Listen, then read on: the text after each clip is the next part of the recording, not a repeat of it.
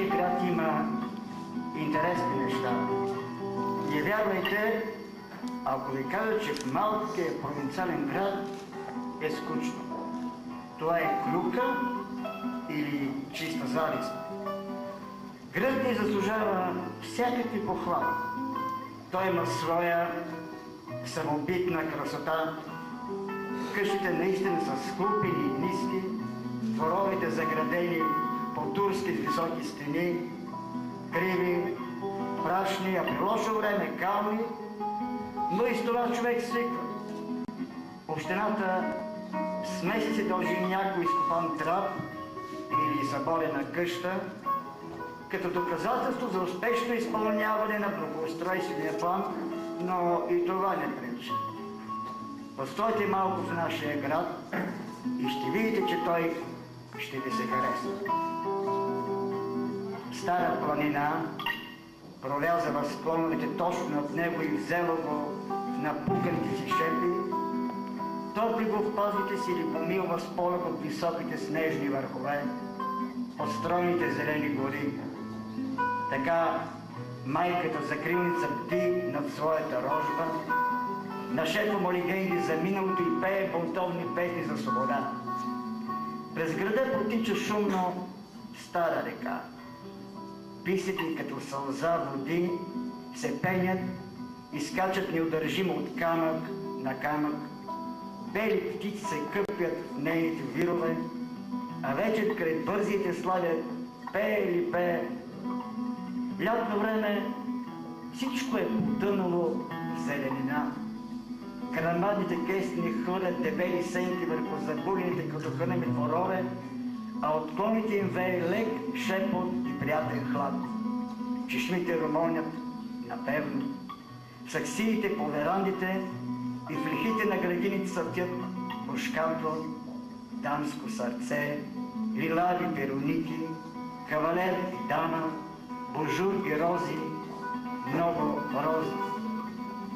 Дворовите греят с ярки цветове, от бойдисаните синьо, жълто, зелено, оранжево и червено фасади, гледат преплетени с дървени решетки малки прозорчета с чисти светли стъкла. А пролета никъде другаде не е толкова хубава.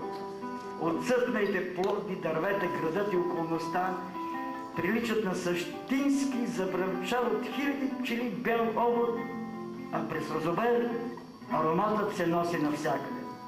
Ние сме в центъра на розовата долина и това, което казваме, е истина, не поезия. Главната улица разделя града на две равни половини. На централния площад, където в съботен ден става пазарът, стърчи градския часовник. Времето за него вече не тече.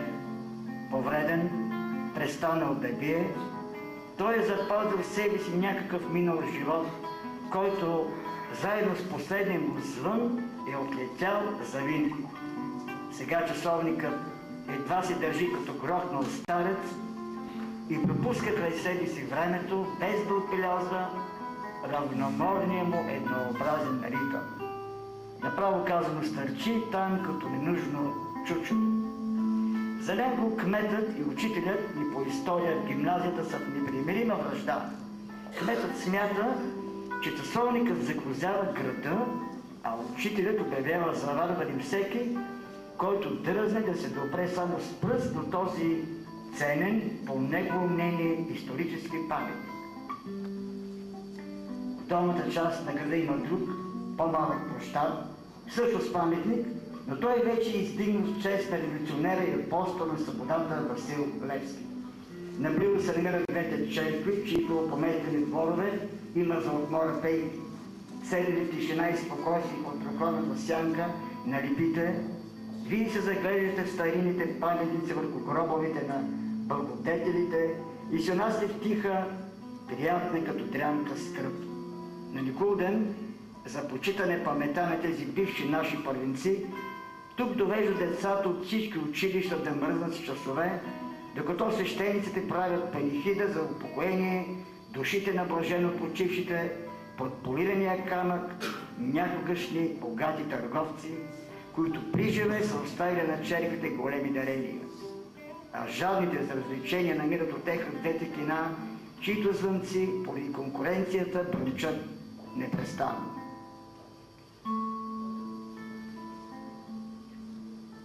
Пролета на 1927 година, когато за пръв път посетих Карлово, беше началото на месец март. Тук на юг пролета беше подранила, а югът беше цял напъпил, особено към Балкана, където вече гюлът се зеленееше. Беше невероятно топло за това време и духаха южни ветрове, които ускоряваха растежа на всичко. Когато превалихме над Хисаря, стори ми се, че навлизаме в обетована земя. Към нас идеше и се приближаваше Балканът, вече пролетен, освобождаващ се от последните петна сняг. Колкото повече приближавахме Балкана и Карлово, толкова всичко ставаше по-топло, по-цветисто, по-пролетно. Тъй странно и далечно беше всичко тук, тъй различно от това, което бяхме оставили за себе си. Като че ли навлизахме в рая на земята. И наистина беше така. Цели 18 години сетне аз черпех моите сюжети тук, от това живописно градче Карлово, горях под силното му слънце, ненаситно рисувах всичко, което то сгряваше. И вадите, и ръсмите, и товарите, пълни с аксии, в които като огън горяха цъфналите, огрени от слънцето мушкати и грамадите кестени, хладните сенчести орехови дървета и реката с нейните камъни. Ние прекарахме тук ред щастливи години. Тук и водата, и ракията, и пастървата, и виното бяха за нас едни от най-привлекателните неща, които ни караха през всяко време на годината да гоним нашето станало и любимо Карлово. Всяка крачка, която правихме нагоре по улицата, ни караше да викаме от възторг. Отляво и отдясно на кръволичещата улица шортяха вади, на всеки долар надвиснала асма, току-що пуснала първите пролетни листа, червени, бели довари ерки или на този фан Балкана, минаретата. По улиците катъни, селени турци, пъстър свят. Всичко това обилно обляно от слънце, което въпреки ранната пролет вече жареше, хвърляше силни сенки и така блестеше, че просто не даваше да гледаш. Няколко марази дюкяни, една нова къща с ламаринено кубе, аптеката на Бергер се спречи като нещо чуждо пред нас. Кривнахме малко от пъти и навлязохме в старата чаршия. Тук вече беше като в приказка, като че ли си бяхме върнали 500 години назад. Това декор ли беше или истина? По средата на наклонения вляво и вдясно кълдъръм шортеше вадичка. Над нея наднесени фигури с чалми и фесове с сини и кафеви потури и везени с златни мантета топяха във водата лимонено-жълти кожи, изразени правоъгълно кожи за цървули. На дюкяните, като слот, лъкатуше ту наляво, ту надясно цяла мрежа от преплетени асми. Беше тихо, като че ли това не бяха живи хора, а восъчни фигури. Гледахме всичко това ново за нас и си мислих, че би трябвало да има два живота, за да може човек да нарисува всичко това, което очите ни видяха от малкото хотелче на бай Иван.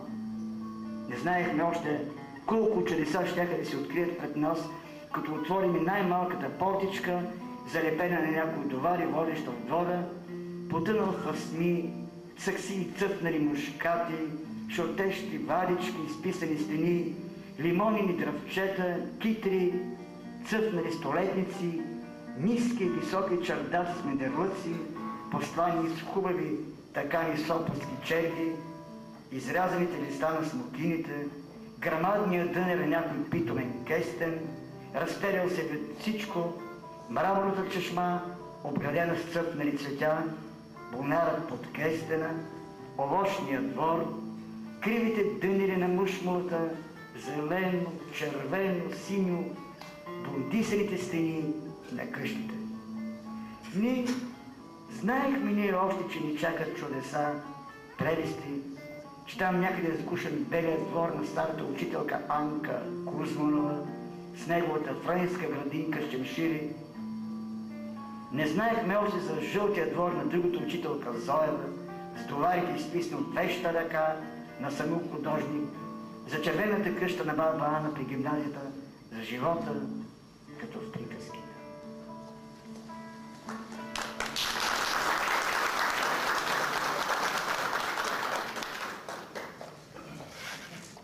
Скъпи гости, добре дошли.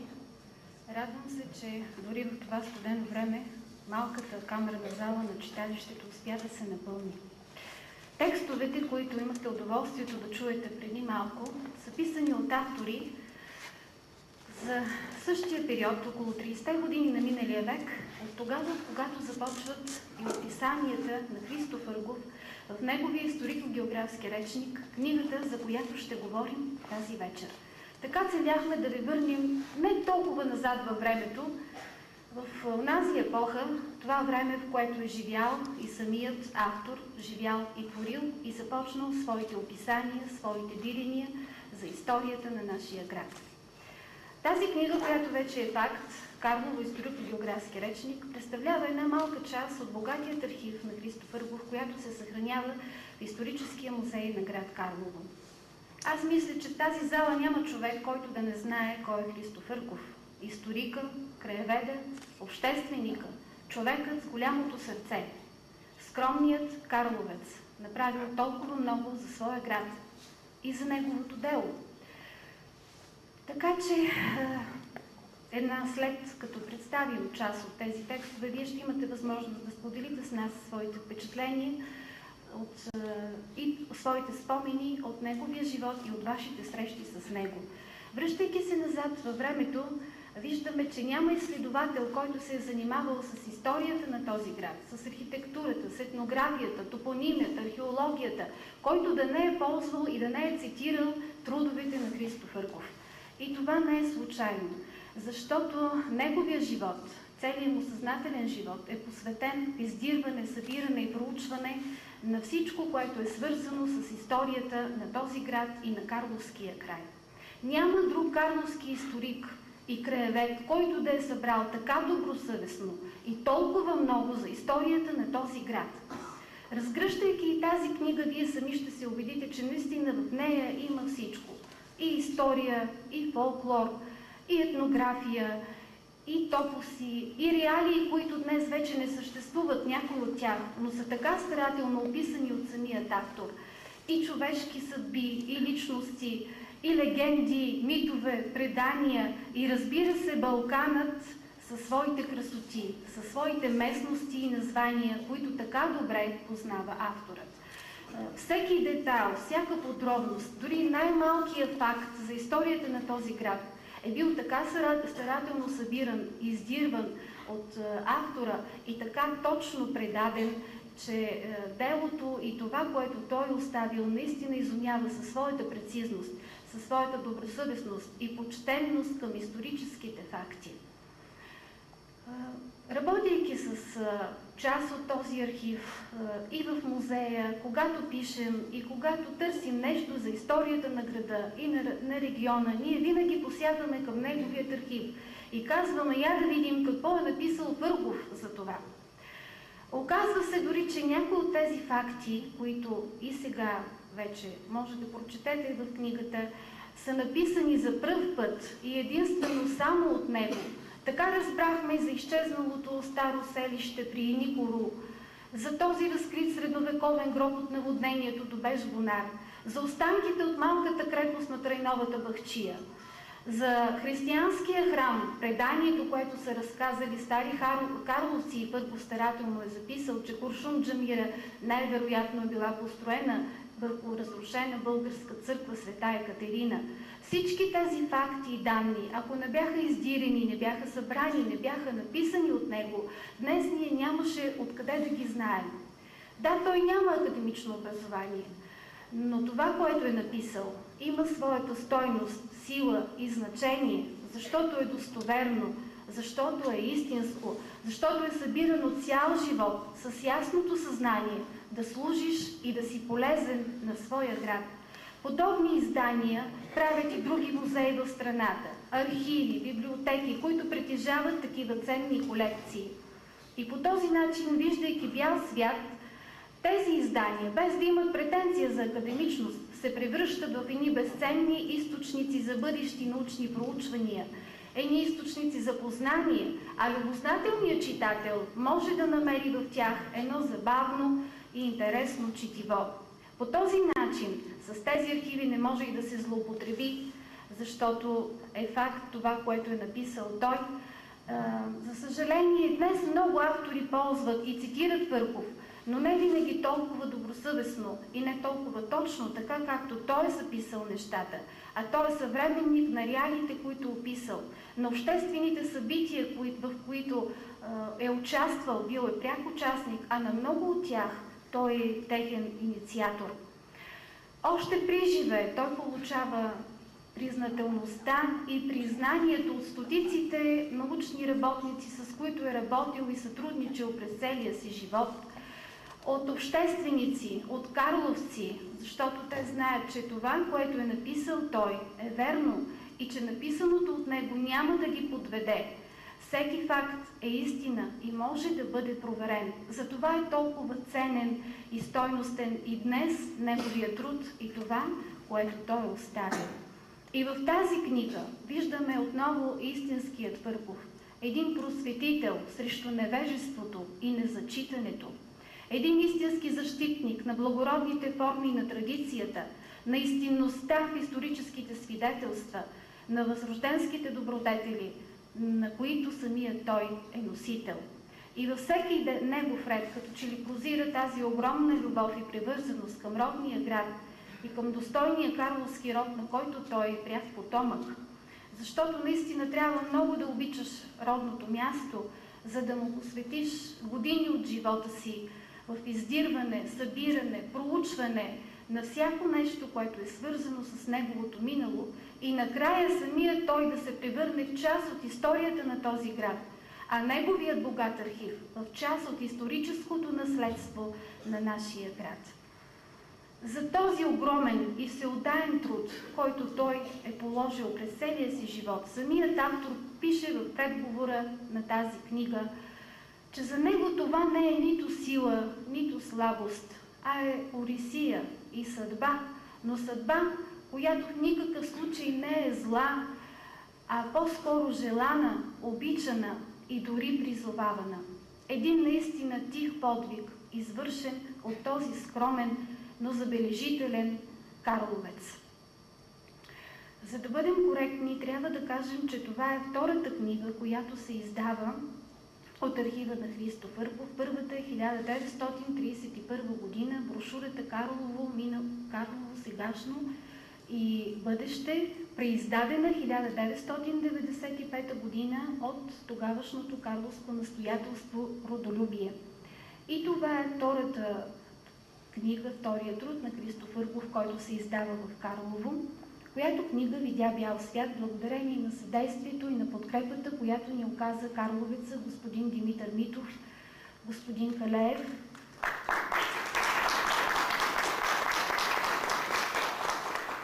И разбира се, на нашите благородни спонсори, господин Владимир Арнаудов и господин Владимир Тасев, които отделиха своето време и уважиха представянето на тази книга. Благодаря на нашите сътрудници, които работиха през годините по тази книга, господин Иван Райков, господин Иван Ботев, господин Димитър Иванов. За съжаление, първите двама вече не са между живите. Благодаря на господин Павел Бакалов, на господин Христо Войняковски. Простете ни, че не успяхме да впишем имената на всички и да изброя имената на всички, които са ни сътрудничили и за това издание, и са подпомагали нашата дейност с съветите, с напътствията, с критиките си. На вас, карловци, които милеете за историческото наследство на този град, искрено ви благодаря. И сега искам искам да дам думата на уредника Петя Цолева Иванова, която отговаря за архива на Христо Фъргов, която ще ни припомни кой е той и ще ни разкаже повече за неговият архив.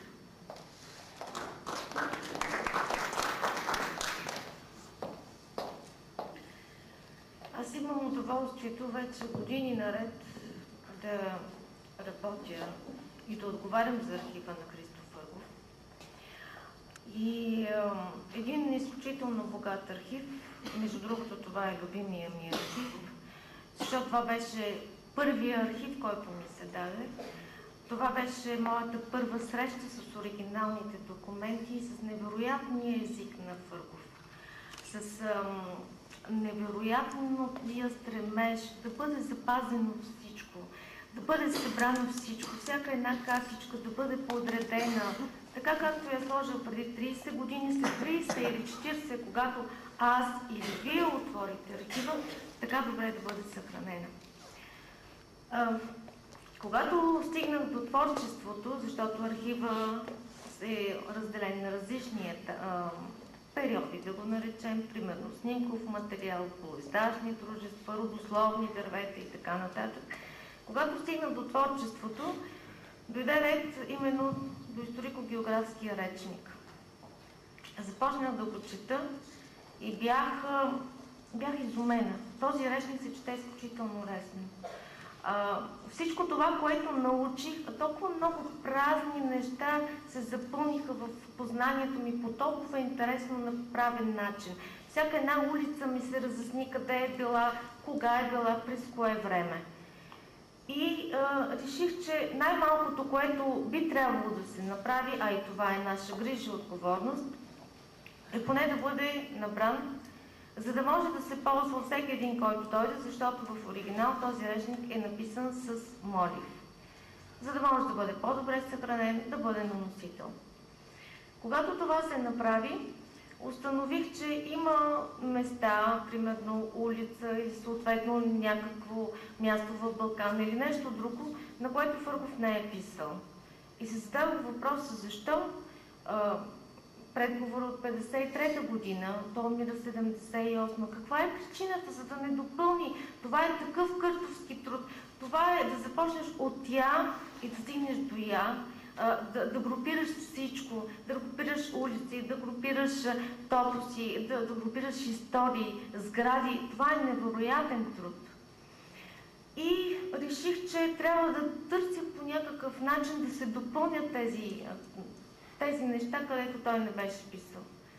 Тръгнах отново в архива, започнах да търся в писма, започнах да търся по най-различен начин, някъде успях, но останаха отново празни неща. И така с течение на времето, с идването на двама камъци в лицето на Иван Ботев и на Иван Райков, госпожа Дянова също ги спомена, вече покойници, с запознанството ми с един планинарец в лицето на Димитър,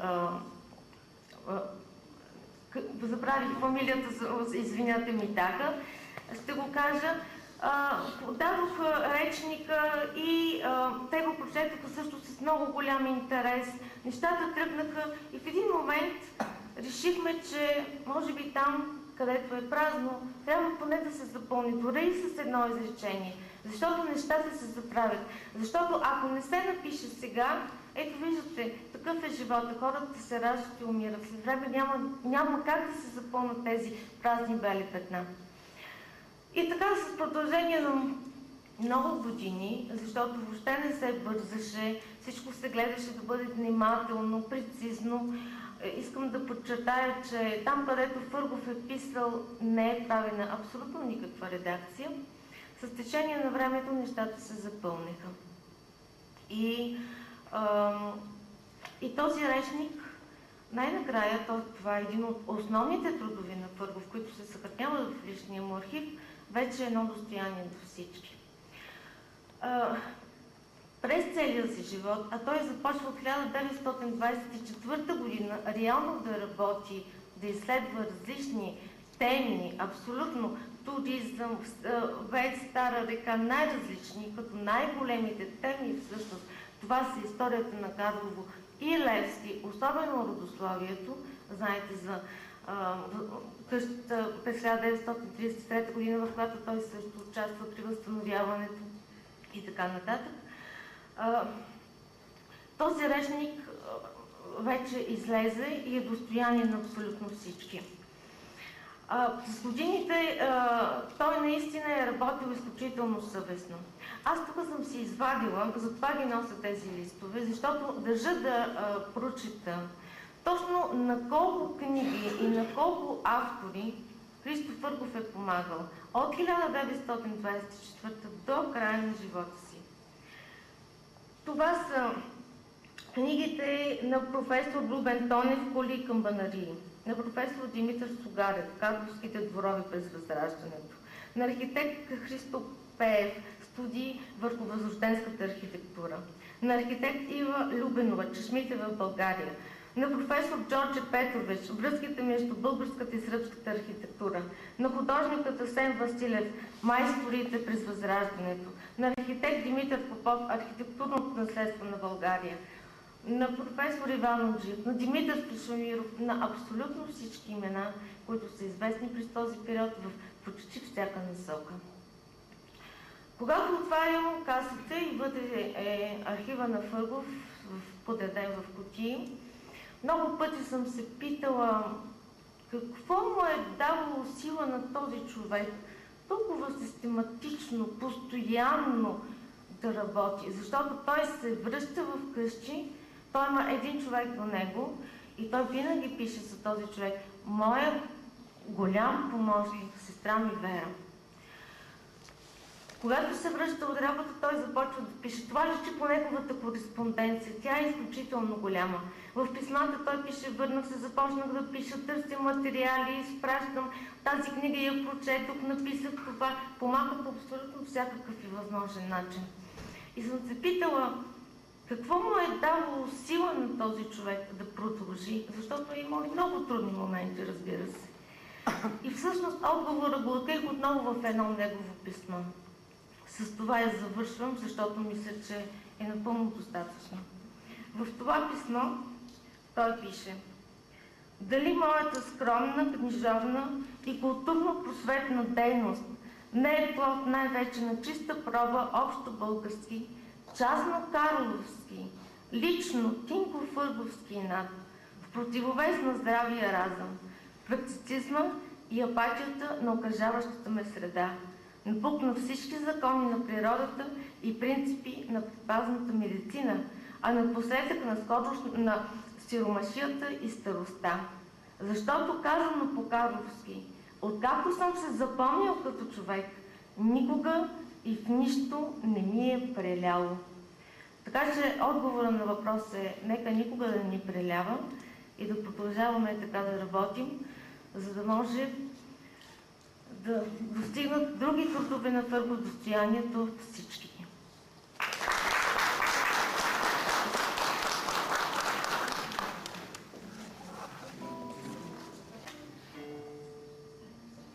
Народно предание настоятелно твърди, че Араб Кюпрю Джаниси е била издигната някога, може би в по-нови времена, върху мястото на стара българска черква Света Марина, в която или край която се намирала язмото, посветено на Света Марина, което било предварително затрупано от турците. За доказателство на това, още стари хора твърдяха да са виждали при големи наводнения да се откриват стари зидове от тухли и хоросан под сегашната почти паянтова постройка на джамията, нещо, което не може да се провери при събарянето и сега, понеже всичко бе много набързо съборено и струпано в развалини. Като второ и най-важно доказателство, старите карловци сочиха течащата до преди наводнението през 1909 година чешма край реката, под джамията и появата от незапомни времена на ново аязмо Света Марина, стотина крачки южно от джамията, посред стръмния речен десен бряг, заглушен от буренака под надвисналите върби. тая тънка струя водица, всички дълбоко вярваха, че е някогашната свята вода на първото, разрушено от турците Аязно, и че се явява и протича тук, сред Боренака и Върбалака, само един път през годината, а именно на 12 юли стар стил, денят на Света Марина. И тогава, още в тъмно, дълбоко вярващи стари жени отиваха на брега на реката, на известното им от по-рано място, и грижливо и благоговейно разреваха пръста под бурена и тревата, и водата се появяваше. След което те поизчистваха около нея, поставяха някакво импровизирано чучурче, най-вече зелена шумка, запалваха свещи, кръстиха се, молиха се, пиеха от водата и си отиваха доволни, честити, ободрени и обнадеждени. През целия ден множество жени от града, та дори и селенки от близките села се тълпяха около едва чучурищото чучурче, кръстеха се, палиха свещи, молиха се, пиеха и почти всички се отиваха с шишенца от светата вода за здраве, за цяр, да си имат вкъщи или да дадат на болни, стари и така нататък. Всичко това ставаше без изключение всяка година, и то само на деня 12 юли стар стил, защото знаеше и се вярваше, а и това ставаше, че на следващия ден водата от само себе си спираше и мястото отново запустяваше и се обвиваше и заглушаваше в Боренак и забрава до следващата година. Това се знаеше и предаваше свято и неотменно като завет на поколенията от памте века, и така се честваше някога до преди 30-те години на миналия век празникът на Света Марина от старите Карловки, които имаха непокотима вяра в това, който вършиха и това, което оставяха в завещание на по-младите да вършат и изпълняват.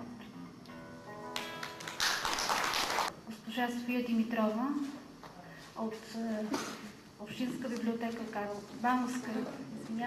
Общинска библиотека Карлово, които заедно с Народно читалище Васил Левски Карлово са организатори на това представяне. Уважаеми дами и господа, уважаеми гости, много радостен е поводът, който ни събира тук тази вечер. Винаги е радостно, когато се появява една нова книга, но когато пък тази книга е толкова тясно свързана с историята на нашия град, поводът е още по-специален. Чухте тук това, което разказаха колегите специалисти в областта на историята. Аз мога да допълня казаното от тях единствено с така мнение и впечатление, моето и на колегите от екипа на Общинска библиотека. От една страна като на хора, които години наред работят с книгата и са призвани да съхраняват, да опазват и предават писменото слово. От друга страна, като хора, които са родени и израсли в този град, чието живот изцяло е свързан с този град и които на 100% се чувстват карловци. Знаете, че в човешкия живот паметта и забравата винаги вървят ръка за ръка, но в крайна сметка човекът е мислещо същество, така че паметта е в основата на неговия опит. Благодарение на нея опазваме всичко това, което сме видяли, чули, преживели. Така че аз искам да започна най-напред с една благодарност, да изкажа нашата признателност към всички онези, благодарение на които тази книга стана факт. Защото благодарение на техните усилия, на тяхната съпричастност, спокойно мога да кажа на тяхното родолюбие, една важна част от големия архив на този забележителен наш съгражданин Христо Ъргов за радост вижда бял свят. Благодарение на техния труд, една много важна част от паметта на нашия град става достояние на по-широк кръг хора.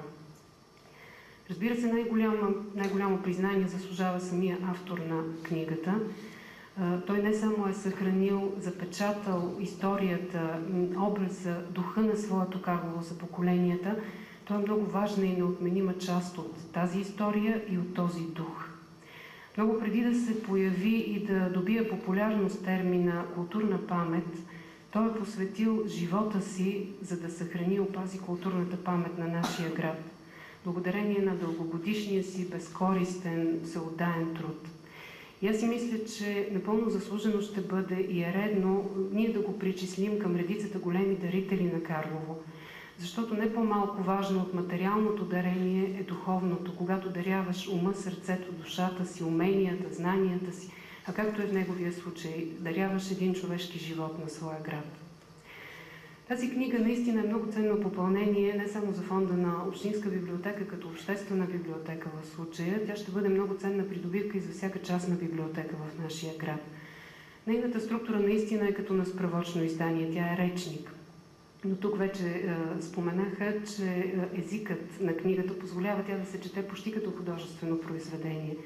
Толкова е непосредствен език, толкова е близък до ежедневния език, който и днес говорим, използваме ние в Карлово. Толкова са пълнокръвни и жизнени образите на колоритни карловци, намерили място в този речник.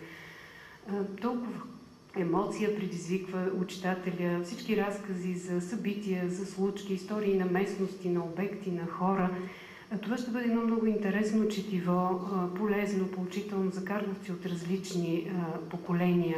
По-възрастните ще открият тук Карлово на своето детство, вероятно. Ще си спомнят любимите си местности в Балкана. Така както са написани в речника знакови места в Карлово, Панаирят, Пазарят, Мегданят, Чаршията и така нататък.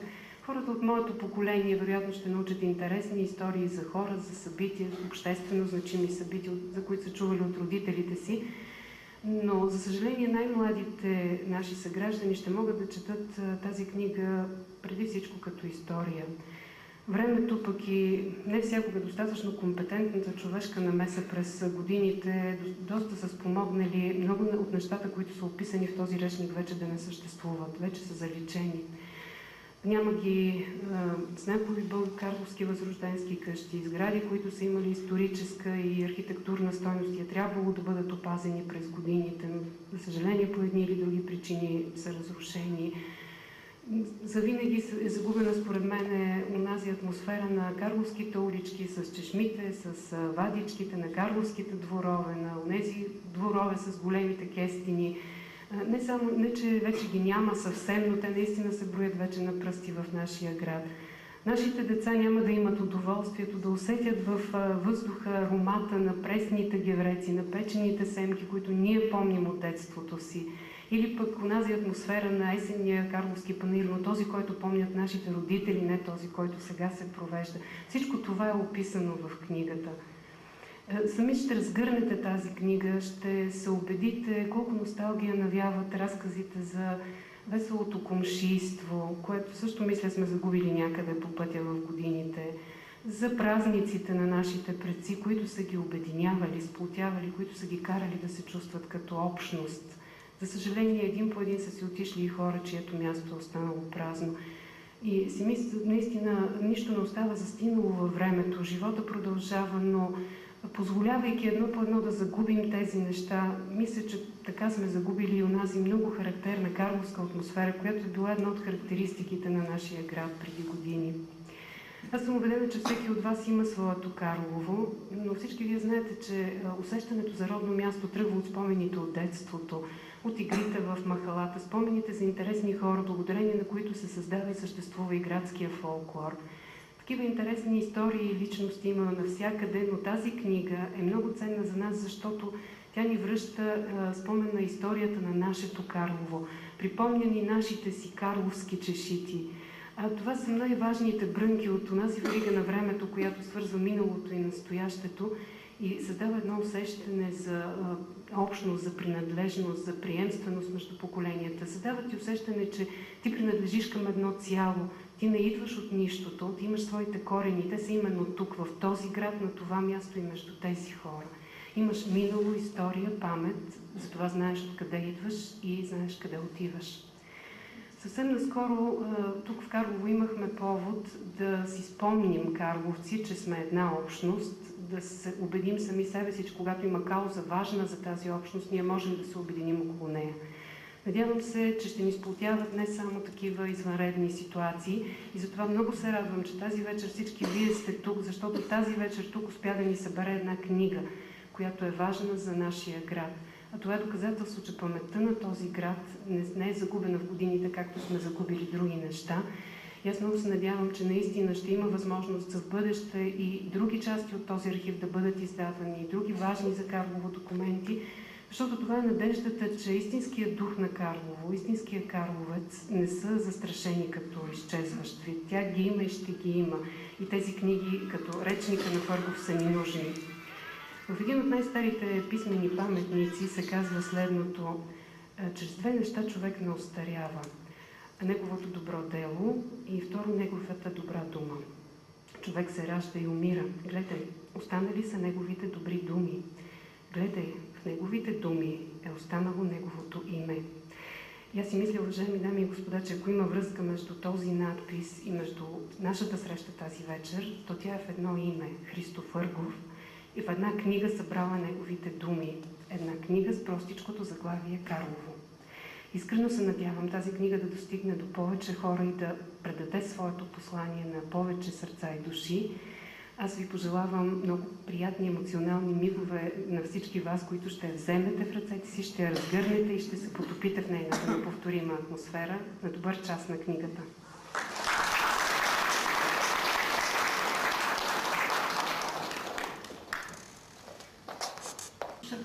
Историк, директор на Национален музей Васил Левски, която да сподели своите впечатления. Уважаеми съграждани, за мен е удоволствие тази вечер, че сме събрани именно от личността на този наш съгражданин Христо Фъргов. Искам да благодаря на всички онези, които със своя принос, на всички онези, които един е преписвал, друг е редактирал, трети е финансирал, друг е съветвал, допълвал, за да стане факт това издание с част от архива на Христо Фъргов. Аз бих искала да споделя свои мисли и в обществен, и в личен план, свързани с Христо Фъргов.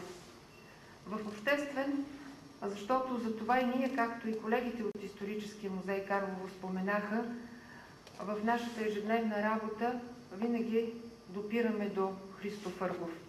Да прочетем онова, което той е оставил, онова, което той е записал в качеството му и на един от участниците в преките събития от 1933 до 1937 година, когато се възстановява родната къща на Васил Левски. Той е един от тези карловци, които с тогавашния кмет Аристотил Янакиев, с родственици на Васил Левски, с други карловски общественици, успяват да вдигнат от руините, както ние казваме, родния дом на апостола. В тези години той ще пише протоколи от заседанията на комитета, ще събира документи, които са свързани с възстановяването на къщата, кореспонденция, разписки. Ще ги преписва в по няколко екземпляра, някои от тях, за да се съхранят те до днес и в различни институции, и в неговия личен архив, и в архива на Комитета за възстановяването на родната къща, и в Държавния архив в Пловдив. Така той, без да има професионално образование на историк, с това естествено чувство за историчност, той допринася, за да бъдат съхранени тези документи до днес. Бих искала и в личен план да изразя това свое удоволствие, което имах, макар и за кратко, да се познавам с него. За съжаление, в една единствена година, последната, преди той да си отиде от този свят. Тогава бях ученичка и един друг карловски родолюбец, който може би тогава запали в част от нас тази искра да тръгнем по пътя на историята, макар че той беше математик, господин Сашо Данчев, бих искала да спомена и неговото име. Той успяваше в един експедиционен отряд Апостолът на свободата да ни поведе по тези пътеки на историческото дирене И тогава, получавайки задачата да пиша очерк за Карловската гимназия, бях напътена да потърся Христо Фъргов. Намерих го в стаята му, в къщата, където прекарва последните си дни, тази, която днес ние свързваме с бившата редакция на Карловска трибуна. И въпреки, че беше болен на легло, той ми помогна с това, което в състоянието си можеше да направи със своя разказ. И тогава видях у него един наистина скромен човек, който не търсеше изражението в пари, в мебели, в някакъв лукс, а в тази скромна обстановка, обграден от книги, обграден от кашони с събраните от него материали, много от които, може би, именно тези кашони, които аз тогава видях, са намерили своето място за съхранение, най-достойното място за съхранение и добро в историческия музей.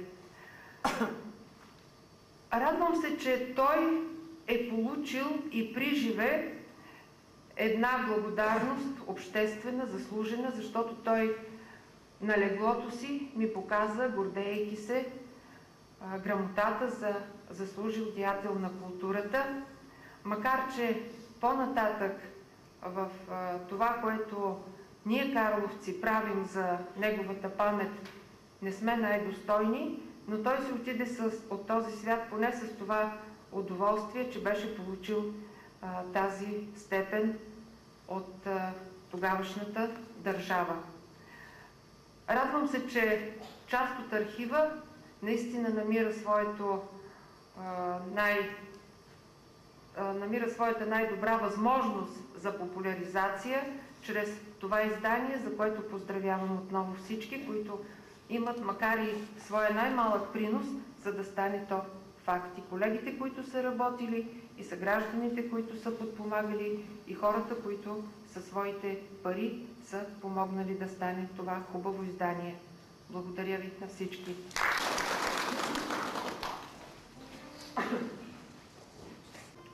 На северната страна беше циркът Роял Добрич с почути артисти и номера, а до него и Венското колело. Следват редица палатки, представителства на разни частни фирми, предимно от Габрово, които продаваха ученически костюми, дрехи за жени и мъже, вълни одеяла, килими, памучно бельо, разни видове обуща и всичко каквото ти трябва. Беше припълнено и с малки палатки, в които бяха изложени галантерия, кинкалерия, битови приспособления. Обликът на есения традиционен карловски панаир до около 1945 година се определя от продажбата на готови облекла, платове, шайци, занаятчийски произведени от дърво и керамика, дребни галантерийни, пластмантерийни стоки, ножове, цървули, звънци и хлопки. Ежегодно панаирът е бил посещан от търговци от Пловдив, Габрово, Троян, Панагюрище, Сливен, Казанлък, село Шипка, Казанлъшко, от занаятчии производители от Троянския край и така нататък.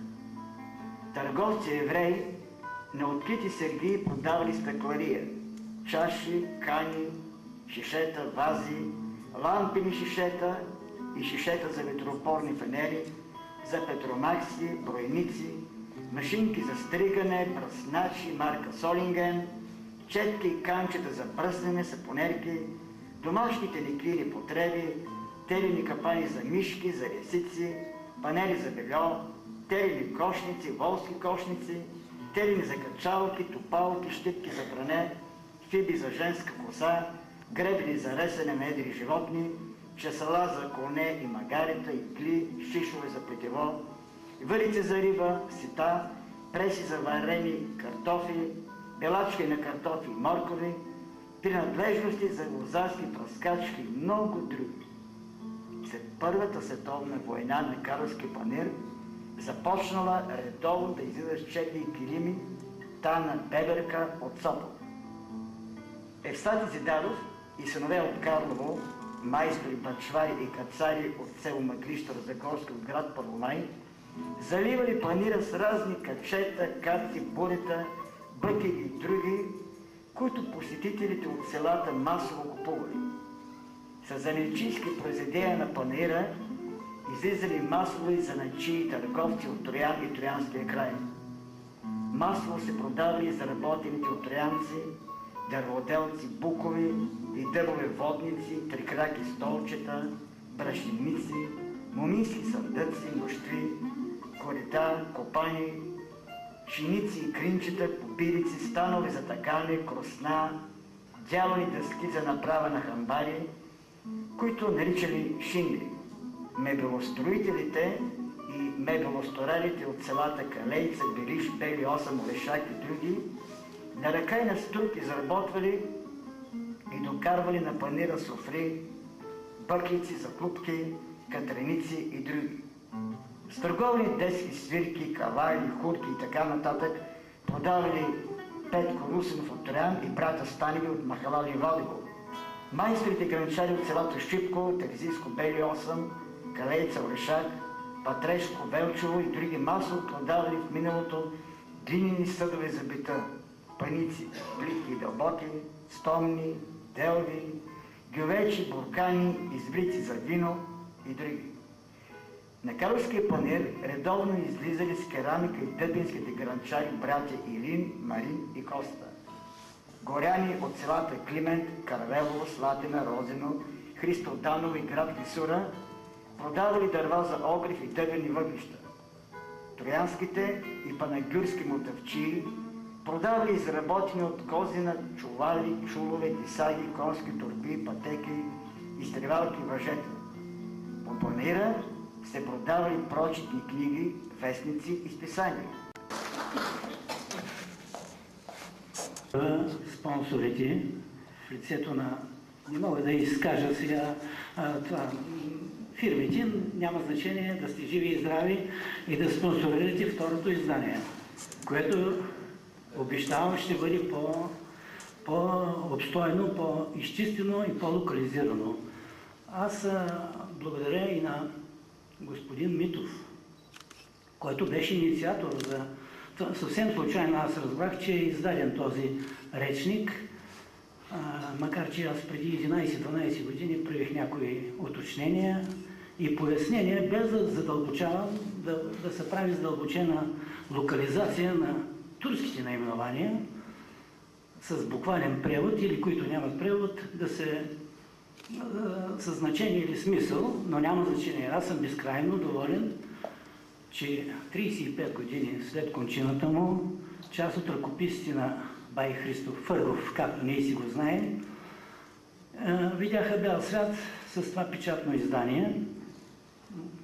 Нали, бях учуден и приятно изненадан, тъй като се надявам второто издание да бъде с препоръки към историческия музей, да бъде по-изяснено и по-точно, защото това е речник все пак. Има някои турцизми, които не са приведени или точно пояснени. Това няма значение. Благодаря на всички и пожелавам на всички да го четат като любимо и забавно четиво. Друго какво да кажа, поздравявам всички. Искам да направя нещо, да изненадам аз музея, историческия музей, колектива, тъй като и те ме изненадаха, вдъхновен от ръкописите на бай Христо Фъргов, които прегледах. Искам аз да им подаря нещо, да им предоставя за съхранение мой труд, който съм се погрижил да бъде свързано също с Карловското ръкъв на ме и с фермана на Мурат IV.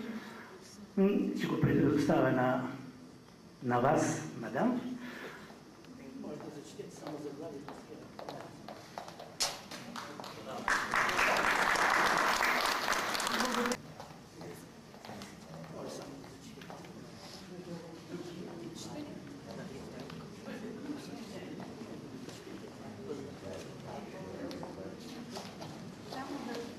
Това, което господин Димитър Иванов ни оставя, най-ранните топонимични наименования пластове в районите на връх Марагиди, Брусалийски проход, гробища, Триглавски масив, номадство и легенди, северно-южно, централното старопланинско било и посочените райони, особености, топонимичните системи, произход, единство, значение, античност и средновековие.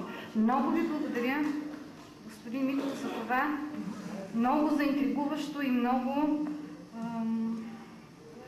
многопластово и обхватно заглавие, което прочетах. Предполагам, че съдържанието ще е такова. То е друго. Локализация на някои топоними от най-ранните пластове с предхристиянски, тракийски, гръцки и турски произход, последвала ребългаризация, обхващаща част от районите на връх Марагидик, Брусалийски проход и гробища, връх Триглав и упоминатите топоними в Карловското, Лукъв, Намен и Фермана на Мурад IV. Благодаря ви и ще ги погледнем с интерес. Граждани, разрешете ми от името на Общинската организация на Съюза на офицерите и сержантите от запаса и резерва. Организацията носи името на Васил Левски, град Карлово, да връча този благодарствен адрес. Настоящият благодарствен адрес се издава от Общинската организация Васил Левски, град Карлово, за отбелязване приноса и заслугите към Карловското запасно воинство на младши сержант от резерва Димитър Митов. Младши сержант, заповядайте. Аз съм старши лейтенант от запаса, от резерва. Чакай, от запаса. Къде го? Аз се пишете за младка. Къде го Митова? На кого ще го връча сега това? Заслуги при осъществяване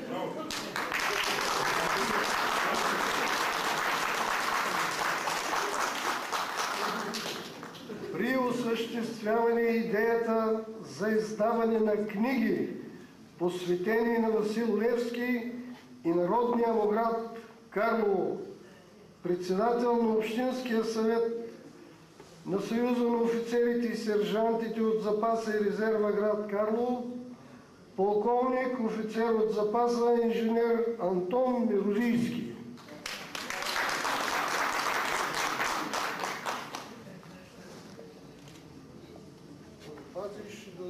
Да заслужиш още един. Искам нещо лично да споделя. На мен ми е особено още по-приятно, не много, но защото ние сме съученици с Гъчко Митов, неговия баща. Тук беше училище Кирил и Методий, първо отделение, второ отделение, в Лазаровото училище. И мога спокойно да кажа, че ако Гъчко Митов ни гледа някъде от някъде, да види, че синът му заслужено получава благодарствени актове и се надявам, че няма да е последен и ще бъдат и много по-големи. Още едно лично мнение, защото на върха на 80-те години човек може да каже нещо. Не трябва да се увличаме и да забравяме, че духовното развитие трябва да върви и да влачи след себе си и материалното развитие. Защото ако го ударим само на духовно, трябва да отидем в манастирите. Но не е това европейския път на развитие. Имал съм възможност да видя много европейски градове и градчета. Те упорито пазят своите старинни площадчета, вадички и това, но плътно до тях се развиват нови жилищни квартали и нови фирми и големи фабрики и заводи, където хората произвеждат и имат време да се насладат и на духовното си развитие и да принасят още и още към него. Надявам се, че няма да останем само с духовното си развитие. Ако географският център на България се намира на хижа Озана в Габрово, то духовният център на България е тук, в Карлово. Няма да изреждам, защото вие знаете повече от мен, кои са духовните двигатели на живота. Кой е първият български вестник? Това е Карловица, Богоров, Орел. Кой е българският театър? Да не говоря за космоса, където нашия съгражданин Джон Ночев още се нуждае от потвърждение за неговата решаваща роля човек да стъпи на Луната. Най-високото постижение техническо на 20 век. И всички тия неща дават основание да си мисля, че тук в Карлово може да се сложи една точка и да кажем, ето тук е духовният център и да не ги изброявам Левски, Ботев, Вазов, те са всички и от нашия вилет. Благодаря Гъчко, Митов, Мите, Митака, действа и всичкото. И още много ви моля. Добър вечер на всички присъстващи карловци и гости на Карлово. Само да спиш в Карлово не значи, че си карловец. Моята съпруга 53 години е съпруга на карловец, но все още не е добила карловско гражданство от мен. Тъй, че да си карловец, това задължава изключително много. Тази вечер дължа най-напред извинение за това, че има едно явление в физиката, резонанс и резонансни честоти, и в момента моите чувства и мисли резонират и за това може би ще търпя сериозна критика за това, че съм застанал пред микрофона. Но аз чувствам дълг пред Фъргов, Тинко Фъргов, или аз както го наричах Бачо Христо. Това беше един човек, какъвто рядко може да се срещне и напоследък надали вече се раждат и такива човеци като него. Ще се постарая да ви така съобща някои неща, които аз знам от детските си години до така съзнателната си възраст, преживяни с него и във връзка с книгата, която излезе. Първо ще говоря в мажорен тон. Искам да благодаря на тези, които дадаха материалната възможност, за да излезе книгата. Защото тези творци, духовните, въпреки голямото старание, желание и тъй нататък, стотинките определят битието. Дали ще излезе книгата или няма да излезе книгата, защото няма печатари като Гъчо Митов, който действително да издава книги без да иска пари от тези, които издават книгите. Няма го също и Тинко Фъргов, който издаваше книгите си СОП издат. Той печаташе на една пишуща машина в спестовна каса. Между другото, в соцпериода притежанието на пишуща машина беше една двояко притежание. От една страна ти дава възможност действително да начукаш мисли и прочие, а от друга страна ти си един потенциален написвач на лозунги против правителството или против някой друг. И затова в полицията всеки, който имаше частна пишуща машина, трябваше да даде текста два пъти написан, каквото е в машината залегнало, и ако някой напише нещо против властта и прочее, веднага полицията да може да го хване. Гости и така нататък. От тези 2000 реалната част е обезпечена. И като сподели и инженер Гостанешев. Там, където има култура, дребни неща, на пръв поглед, него викаме там за едно дърво, правят митинг, че ще искат да отсечат едно дърво. Или еди къде си, ще мине трамвай, обаче трябва да бутнат някаква къща историческа, Голяма работа, вика Сергеев, по неведоми пътища или чрез подписа на предатели, които са родени в този град, стана собственост на един, няма да казвам какъв е, Лазаровото училище и то изчезва, централата изчезва. В Стара река Христо Фъргов има много голям дял и дълги години той работи в Стара река като чиновник и така нататък. Аз съм още в една област съвсем така дълбоко възхитен, че той познава Кадовския Балкан по-добре от петя пръста на ръката си. И дълбок поклон пред тези, които насъбраха тази вечер. Моля да бъда извинен, че ви откраднах много от времето.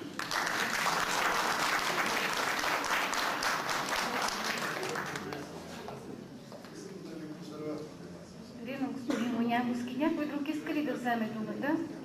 Ако не, пак с карловци, любезни домакини в случая, изявиха желание да я с чаша вино и с мезета. Това са пак господин Димитър Митов, пак за пореден път споменаваме неговото име тази вечер, и господин... Аз знаем, че той няма да има чаша вино за него, ако иска да приема.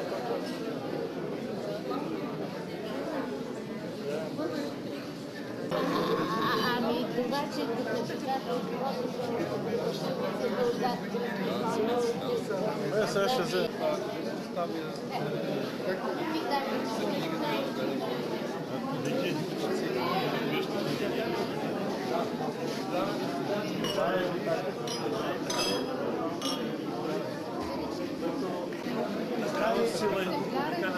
Дарение, все пак мисля, че е редно да... Ами тук тия са... Ами това са техните данни. Ние сме си написали нашите, това са техните. Аз мисля, че да ги слушам.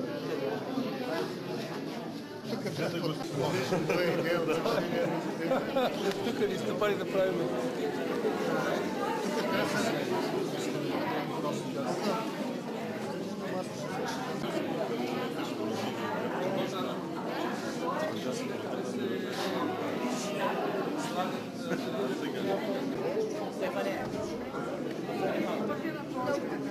А да видим дали няма почерпиш.